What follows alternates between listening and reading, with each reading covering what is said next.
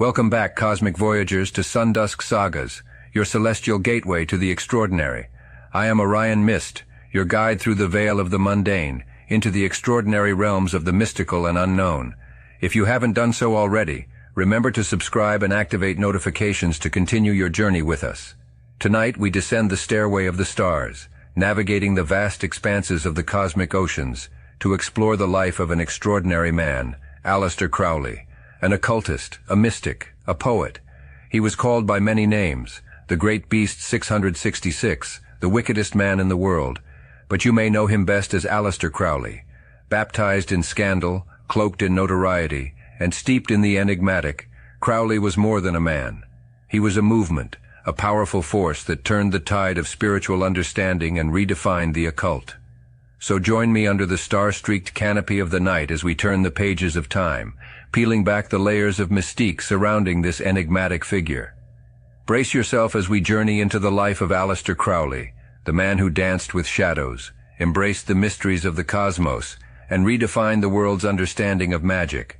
And remember, if you enjoy venturing into the enigmatic, unraveling the mysteries of the cosmos, and uncovering the secrets of the mystical, consider supporting Sundusk Sagas on Patreon. Every contribution takes us one step further in our exploration of the extraordinary.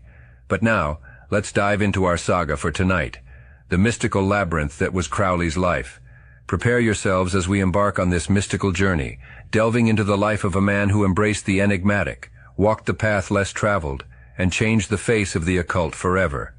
This is the saga of Aleister Crowley. Our saga begins in the late Victorian England, on October 12, 1875, when Edward Alexander Crowley, later known to the world as Aleister Crowley, was born into a wealthy brewing family. His parents, fervently religious members of the Plymouth Brethren, a conservative Christian sect, raised him with strict religious doctrines. But as is often the case, the strictest of molds can birth the most profound of rebels. Crowley's rebellion first sprouted wings following his father's untimely death. His loss, a turning point that tossed young Crowley into the tumultuous sea of spiritual questioning. It is here in these stormy waters that the seeds of the mystic in him began to germinate. Crowley's educational journey led him to the prestigious halls of Trinity College, Cambridge, where he embarked on a degree in moral sciences. However, it wasn't the intellectual rigors of academia that would most significantly shape him. Instead, it was the unveiling of his passion for poetry, mountaineering, and most significantly, his introduction to the enigmatic world of the occult that defined his time at Cambridge. Despite the efforts to confine him to the ordinary, Crowley's spirit yearned for more, thirsting for the extraordinary. This unquenchable thirst led him to the cusp of the esoteric, to the threshold of the mystical. It wasn't long before Crowley bid farewell to his traditional education, leaving Cambridge without a degree, but with something far more valuable, a burning desire to explore the realm of the occult. Every sage has their genesis, and for Crowley, it was his early years. His journey from the son of devout Christians to the shores of the mystical wasn't linear, but it was vital. It was here in these formative years that the spark of the great beast was kindled, a spark that would soon grow into an inferno that would forever illuminate the corridors of the occult. As Crowley delved deeper into the mystical, his path intertwined with the Hermetic Order of the Golden Dawn, the era's most significant occult society. Initiated into the Outer Order in 1898, Crowley adopted the magical name Frater Perdurabo, meaning, "I will endure to the end." The order offered Crowley an entree into the world of ritual magic, a place where he could explore and learn.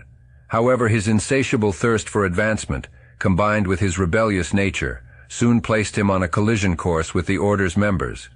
Crowley, the enfant terrible of the Golden Dawn, pushed boundaries, violated protocols, and ruffled feathers. His unorthodox behavior and controversial rituals were not just eyebrow-raising, they were revolutionary, threatening the status quo. Unyielding, Crowley refused to be subdued. In a remarkable turn of events, he attempted to seize control of the order's London temple, the Isis Urania, with the backing of some members. This power struggle led to a schism within the order, a fracture that would mark the beginning of the end for the once flourishing Golden Dawn.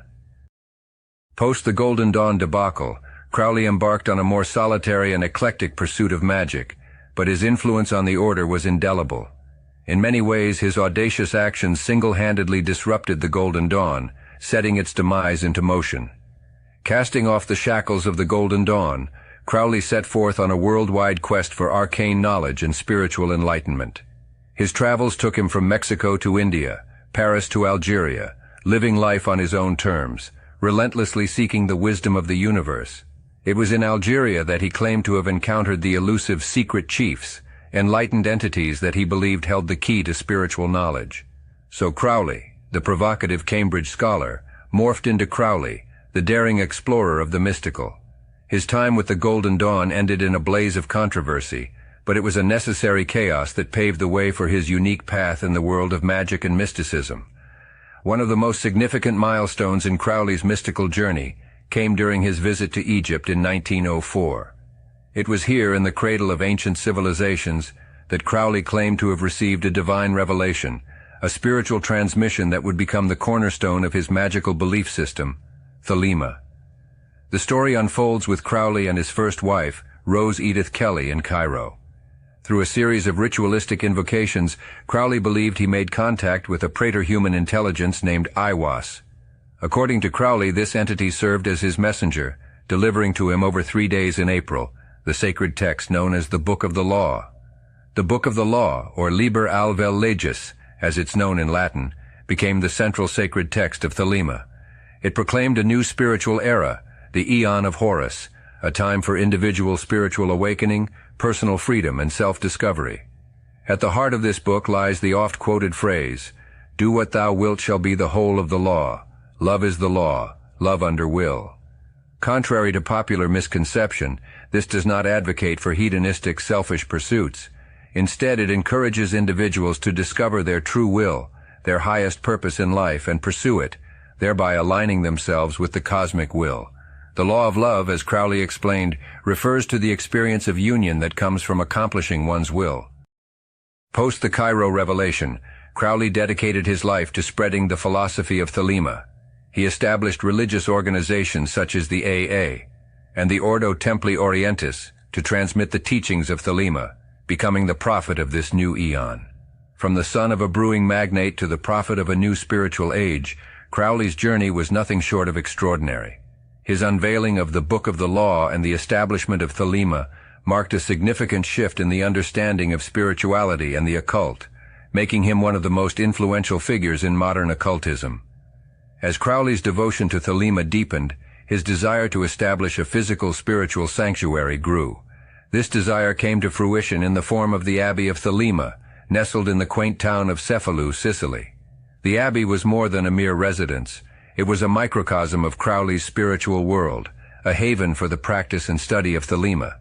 In this unique haven, Crowley, along with his followers, pursued their true wills. The abbey's daily routine included meditative practices, ritual magic, artistic pursuits, and teachings based on Thelemic texts. However, the abbey's unconventional practices, coupled with Crowley's infamous reputation, led to growing disapproval from the outside world. Despite the mounting controversy, Crowley persisted in his spiritual pursuits, embodying Thelema's central tenet, "Do what thou wilt." However, external pressures finally led to his expulsion from Sicily by Mussolini's fascist government in 1923. Post the Abbey of Thelema, Crowley's life was a whirlwind of movement, infused with writing, traveling, and the continued propagation of Thelema. He continued his magical workings, chronicled his mystical experiences, and guided his followers on their spiritual paths. Yet, as is often the case with trailblazers, Crowley's later life was not without its share of hardship. Plagued by financial struggles and health issues, he found solace in his writing and in the continued exploration of the mystical. Among his notable later works were Magic in Theory and Practice and the Book of Thoth, both seminal texts in the study of Western occultism. As the final chapter of Crowley's life drew to a close, he remained unyielding in his devotion to Thelema. He breathed his last on December 1, 1947, leaving behind a spiritual legacy that continues to influence the realm of the occult and beyond. From the unveiling of the Book of the Law to the creation of the Abbey of Thelema, Aleister Crowley's impact on modern occultism is indelible. The tale of Aleister Crowley serves as a testament to the exploration of the mystical, a saga of a man who dared to tread the path less traveled, challenging conventions and reshaping the contours of spirituality. Through his life we see the embodiment of the seeker, the mystic, and the rebel, bound together in a dance with the extraordinary. And so we conclude our journey into the life of Aleister Crowley, an occultist, a mystic, a prophet of Thelema. He was a figure who reveled in the enigmatic and sought to pierce the veil of the mundane, to touch the extraordinary. His saga continues to illuminate the path for all who dare to venture beyond the known into the realm of the mystical. Until we meet again under the celestial canopy, remember, fellow voyagers, the universe holds mysteries beyond our wildest imagination. As Aleister Crowley taught us, do what thou wilt shall be the whole of the law. So I urge you, find your true will, embrace it, and journey onward into the vast expanse of the cosmos. Thanks for watching, and if you enjoyed this video, please give us a like and subscribe to our channel. It helps us out a ton to keep creating great content for viewers like you. This is Orion Myst, signing off for Sundusk Sagas.